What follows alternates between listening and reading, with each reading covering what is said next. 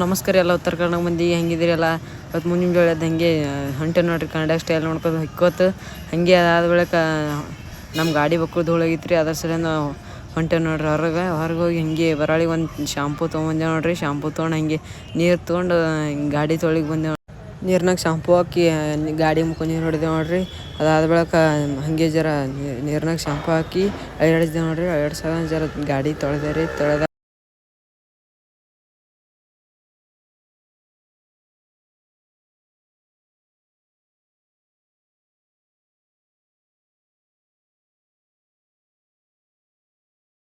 ಹಾಗೆ ಚಾವಿ ತೊಗೊಂಬಂದೆ ನೋಡ್ರಿ. ಚಾವಿ ತೊಗೊಂಡು ಬರತ್ತಾನ ನೋಡ್ತೀನಿ ರೀ ಗಾಡಿನ ಹೋಗಿ ಹೊಂಟದ ನೋಡ್ರಿ. ಹಾಗೆ ಹಂಗೆ ನೋಡಿ ಮ್ಯಾಗ ನೋಡ್ತೀನಿ ರೀ ಯೂಟ್ಯೂಬ್ದಾಗ ನೋಡ್ರಿ.